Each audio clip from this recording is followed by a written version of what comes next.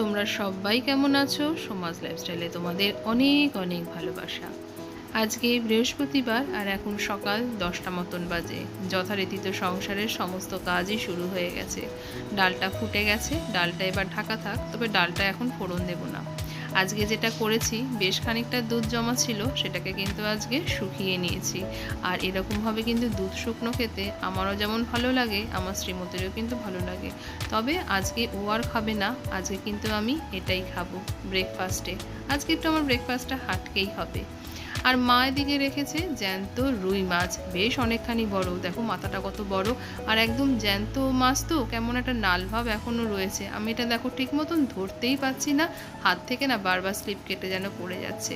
তবে আজকে কিন্তু মাছ করব না, এটাকে ধুয়ে রেখে দেব, খানিকটা ডিপ ফ্রিজে রাখবো আর খানিকটা নুন হলুদ মেখে এমনি নর্মাল ফ্রিজেই রেখে দেবো, কালকে করব। তবে মাছটাও এখন ধোবো না, মাছটা এখন এই বাটিটা দিয়ে ঢেকে রাখবো। এখন আগে অন্য কাজগুলোকে সারবো। আর এই মাছটা এখন এই বাটিটা দিয়েই ঢেকে রাখি।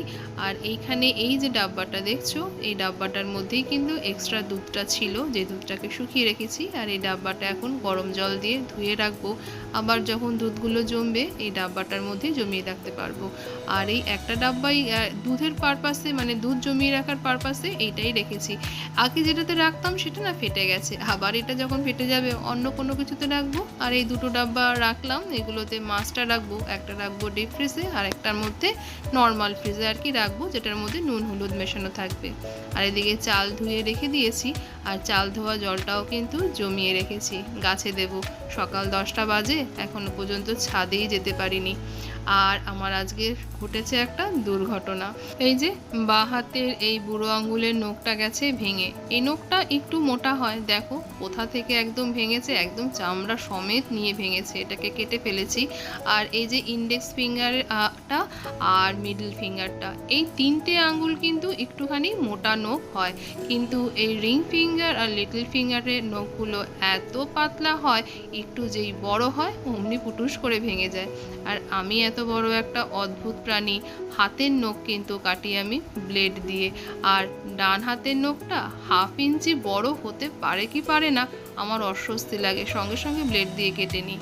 আর ওই যে বললাম অদ্ভুত প্রাণী, কেন আরেকবার বলি, আমি হাতের নখ কাটি ব্লেড দিয়ে আর পায়ের নখ কাটি নেল কাটার দিয়ে। আমি পায়ের নখ যদি ব্লেড দিয়ে কাটতে নিই, আমি ঠিক মতন পারিই না কাটতে। আর হাতের নখ যদি আমি নেল কাটার দিয়ে কাটতে নিই, সেটাকেও আমি ঠিক মতন কন্ট্রোল করতে পারি না। মানুষের তো ব্লেড দিয়েই হয় হাতের নখ পায়ের নখ কাটছে, বা নেল কাটার দিয়ে হাতের নখ পায়ের নখ কাটছে। আমার হাতের জন্য একটা যন্ত্র, পায়ের জন্য একটা যন্ত্র। তো যাকে ডালটা তো ফুটে গেছে, চলো এবারে আমি গাছের জলগুলোকে দিয়ে আসি, তারপরে এসে কিন্তু আমি মাছটা ধোবো।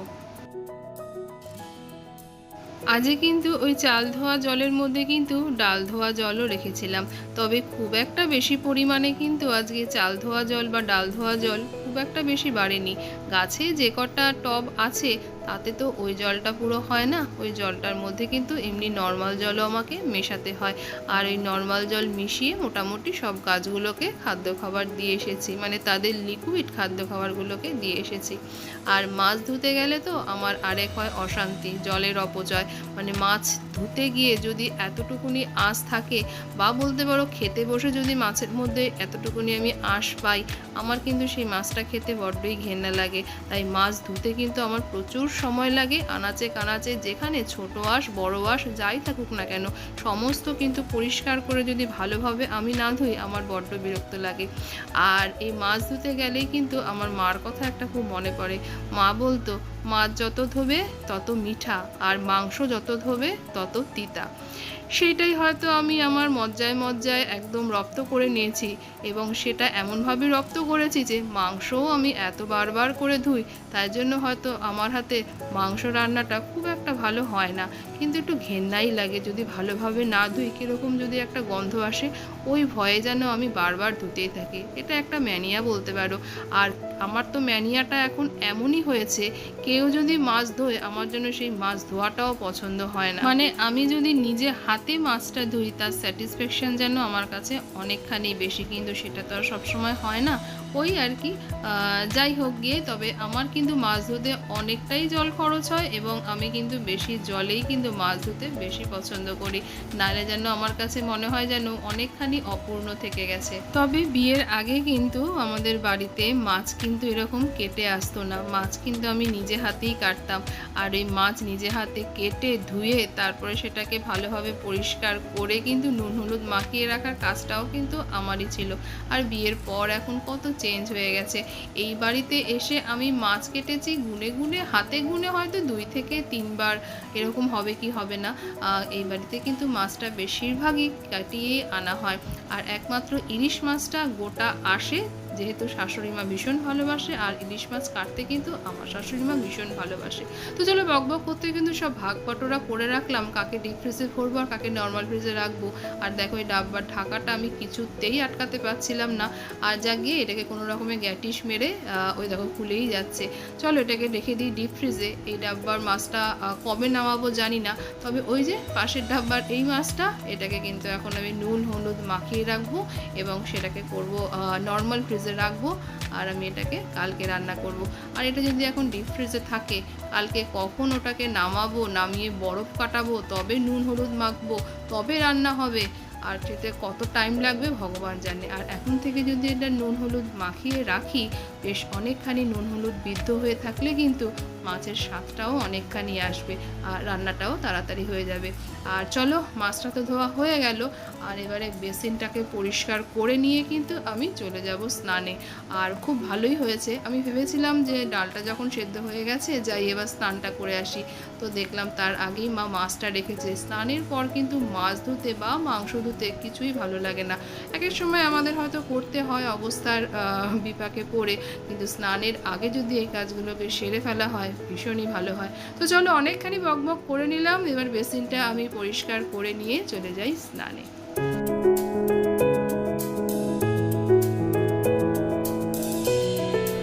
আর স্নান সেরে এসে চলে আসলাম ব্রেকফাস্টই করতে। ওই যে দুধটা যেটা শুকিয়ে রেখেছিলাম, আজকে এটাই আমি মুড়ি দিয়ে খাবো, আর এর সঙ্গে নেব কিন্তু আমি একটু গুড়।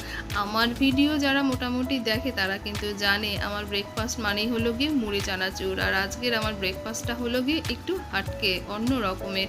তবে এই শুকনো দুধ দিয়ে, মানে দুধটা শুকিয়ে তার সঙ্গে মুড়ি দিয়ে আর তার সঙ্গে একটু ঝোলা গুড় দিয়ে খেতে যে এত অপূর্ব স্বাদ লাগছিল, শ্রীমতীকে বললাম একটু তুই খা, ও কিন্তু খেলো না।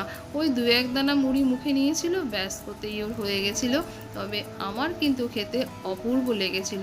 তবে এখানে যে কটা মুড়ি দেখছো এর মধ্যে কিন্তু আমি আরও বেশ খানিকটা আমি মুড়ি নিয়েছিলাম। আর খেয়ে দিয়ে চলে এসেছি ডালটাকে ফোড়ন দিতে। আর আমার বাড়ির মুসুর ডাল মানেই তো হলো পেঁয়াজ রসুন তেজপাতা ফোড়ন দিয়ে মুসুর ডাল। এই মুসুর ডালটা খেতে কিন্তু আমার বৌদি ভীষণ ভালোবাসে। আর বিয়ের পর যখন প্রথম মুসুর ডাল রান্না করেছিলাম তখন তো কালো জিরে ফোড়ন দিয়ে রান্না করেছিলাম। আমি তো জানতামই না যে মুসুর ডাল এই বাড়িতে এরকমভাবে রান্না করা হয়। তবে আমারও হয়তো সেখানে খানিকটা ভুল ছিল, আমি জিজ্ঞাসাই করিনি। আমি ভেবেছিলাম মুসুর ডাল সে তো আমরাও খাই, এভাবেই নিশ্চয়ই খায়। আসলে তখন জানতামই না যে সবাই কিন্তু সব কিছু খায় না, বা সব বাড়ির রান্নার ধরন রান্নার পদ্ধতি কিন্তু এক নয়। যত দিন গেছে, যত বয়স বেড়েছে, তখন বুঝতে পেরেছি যে সত্যিই কিন্তু বাপের বাড়ি আর শ্বশুর বাড়ির মধ্যে কিন্তু অনেকখানি ফারাক থাকে। আর শুধু বাপের বাড়ি শ্বশুর বাড়ি বলে না, সব বাড়িতেই কিন্তু রান্নার ধরন আর রান্নার পদ্ধতি আলাদা থাকে। যাকে সব বয়সেই কিন্তু সব রকমের শিক্ষা হয়। তো চলো এদিকে কিন্তু মুসুর ডালটা আমার হয়ে গেছে, আর এই ডালটা খেতে কিন্তু সত্যিই অসম্ভব সুন্দর হয়। আর আজকে কিন্তু রান্না করব আমার শ্রীমতীর অত্যন্ত পছন্দের একটি খাবার, সেটি হলো গিয়ে পনির। আজকে করব রেশমি পনির। আর এই রেশমি পনিরটা কিন্তু আমার শ্রীমতী সত্যি ভীষণ ভালোবাসে খেতে। আর ও জানেই না যে আজকে আমি রেশমি পনির করব। পনির যদি ওকে আলু দিয়ে ঝোল দিয়েও করে দেওয়া হয় ও কিন্তু ভালোবাসে, যেহেতু পনিরটা আছে। কিন্তু আমি যদি এইভাবে পনিরটা করি সেটা হয়ে যায় ওর অসম্ভব সুন্দর একটি আয়োজন বলতে পারো, সবচেয়ে মনের মতন পছন্দ মতন একটি খাবার। ও যখন জিজ্ঞাসা করলো আজকে দুপুরের মেনুতে কি আছে, আমি কিন্তু বলেছিলাম ডাল আর আলু সেদ্ধ, আর তোকে সঙ্গে পারলে একটু আলু ভেজে দেবো। ও তাতেই কিন্তু খুশি হয়েছিল। ও আসলে জানতোই না যে আমি আজকে পনির করব। কিন্তু যেই মুহূর্তে ও দেখলো আমি পনির কাটছি, ওর মুখে কিন্তু একগাল হাসি হাসি ফুটে উঠলো। আর তারপরেও যখন শুনলো যে রেসিপি পনির করব, ও তো তৎক্ষণাৎ বলা শুরু করে দিল যে কতক্ষণে হবে। ও মানে বলতে পারো যে যতক্ষণ না পর্যন্ত আমার রান্নাটা হচ্ছে ও কিন্তু ততক্ষণ অবধি কন্টিনিউ বলেই যাচ্ছিল রান্নাটা কি হলো। ও এতটাই ভালোবাসে। ওর প্রত্যেকটা জন্মদিনেই কিন্তু এই পনিরটা আমি করে থাকি। আর পনিরটিতেও খেতে হয় খুব সুন্দর, একটু মিষ্টি মিষ্টি, ঝাল তো সেরকম পড়ে না, টক টক মিষ্টি মিষ্টি, সত্যিই কিন্তু ভালো লাগে খেতে। তবে দুঃখের বিষয়, যখন আমার কর্তামশাই তো পনির একদমই খায় না, কিন্তু এই পনিরটা খেয়ে যখন সবাই ভীষণ খুশি হয়, সবার মধ্যে যেমন একটা দারুণ একটা পরিতৃপ্তির হাসি থাকে, তখন কিন্তু আমার কর্তামশাই বুঝতে পারে যে এর স্বাদটা মনে হয় অনেকখানি বেশি সুন্দর। কিন্তু ওই যে আমার কর্তামশাই তো পনির নামক জিনিসটা ধারে কাছে দিয়ে যায় না, তার জন্য কিন্তু এই অপূর্ব স্বাদের পনিরের রেসিপিটি কিন্তু আমার কর্তামশাই একটু বঞ্চিতই থাকে তার পরিতৃপ্তি থেকে।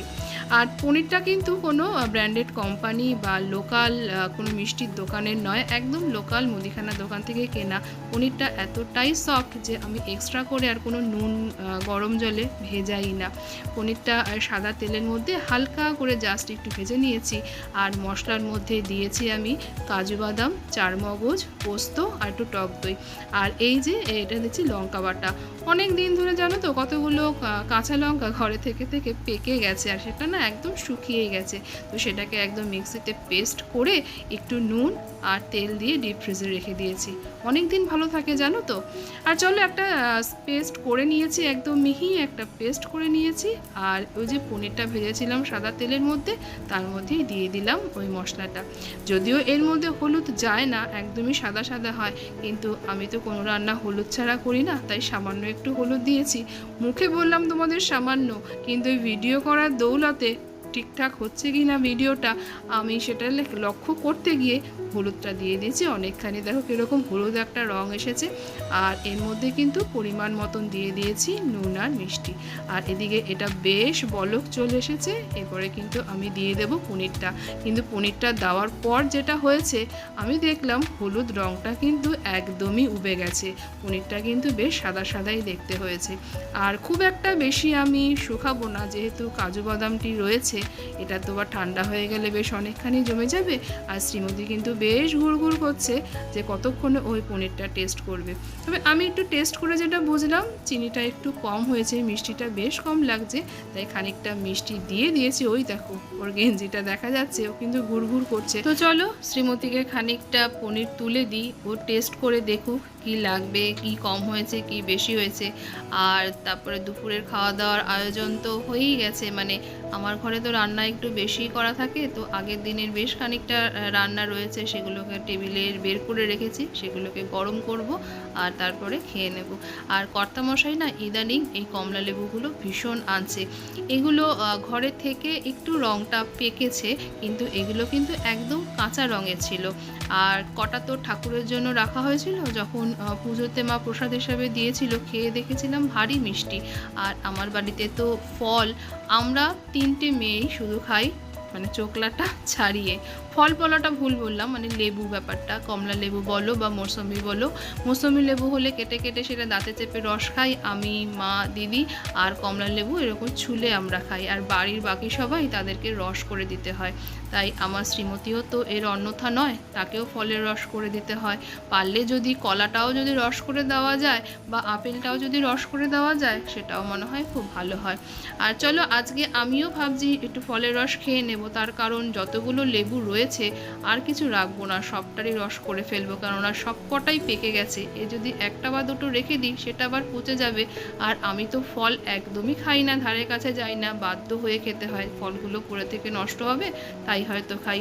সেই আমার রোগটাই হয়তো আমার শ্রীমতী পেয়েছে, ও কোনো ফল খেতে চায় না। আর চলো এবারে এটাকে ছেঁকে নিই। আর এই দেখো আমার শ্রীমতী বলছে যে আমিও তাহলে একটু তোমার সঙ্গে ছেঁকে দিচ্ছি, চলো। ঠিক আছে তাহলে তুইও দে, আর আমি এটাকে ভালো করে চামচ দিয়ে আমি নাড়িয়ে নিচ্ছি। আর ওদিকে দেখো ফলের রসা ঢালছে। আর আমার শাশুড়ি মা কিন্তু সবসময় বলে ফলের রস যখনই খাওয়ানো হবে তখন যেন তার মধ্যে খানিকটা জল, নুন আর চিনি এটা যেন দেওয়া হয়, বেশি পরিমাণে না। আর যেই মুহূর্তে আমি এই যে জলটি মেশালাম, আমার শ্রীমতী পাশ থেকে বলছে তুমি আমাকে ভেজাল ফলের রস খাওয়াচ্ছ। তো চলো এবারে তো এই ফলের রসটাকে করে রাখি। এই দেখো এটাও কিন্তু ও দিচ্ছে যে আমি দেবো চিনি, তাহলে তুই দে। তবে ও এখানে দিচ্ছে হয়তো অনেকবার তোমরা দেখছো, কিন্তু পড়ছে কিন্তু কয়েকটি দানা, খুব একটা বেশি দানা পড়ছে না। তবে এইখানেই কিন্তু ও ক্ষান্ত নেই। আমি ওকে যেই ফলের রসটা, এই যে এটা হলো ওর কাপ, এই কাপেই, এটা ওর নাকি কাপ, এটাই ও এই কাপেই ওকে দিতে হয়। আর এই যে বললাম না ক্ষান্ত এখানেও হয়নি, ও সঙ্গে সঙ্গে দৌড়ে গেল ডিপ ফ্রিজে, আর সেখান থেকে নিয়ে আসলো কিন্তু এই যে বরফ, বরফ দিয়ে ও এখন এই ফলের রসটা খাবে। আর আমি ওইদিকে সমস্ত কাজ সেরে নিয়ে বসে পড়েছি আঙুর। সিজনের এই প্রথম এসেছে আঙুরটা, খুব একটা মিষ্টি নয়, কিন্তু ওই যে বললাম ফল খেতে আমি খুব একটা ভালো একদমই বাসি না, ঘরে থেকে নষ্ট হওয়ার থেকে এবারে করছি আমি উদ্ধার। আর আমিও ভিডিওটা এখানেই রাখছি। ভিডিওটা তোমাদের কোথাও যদি ভালো লেগে থাকে তো ভালোবেসে একটা লাইক করে দিও, কমেন্ট করে জানিও ভিডিওটা কেমন লাগলো। তোমরা সবাই ভালো থেকো, সুস্থ থেকো, সাবধানে থেকো।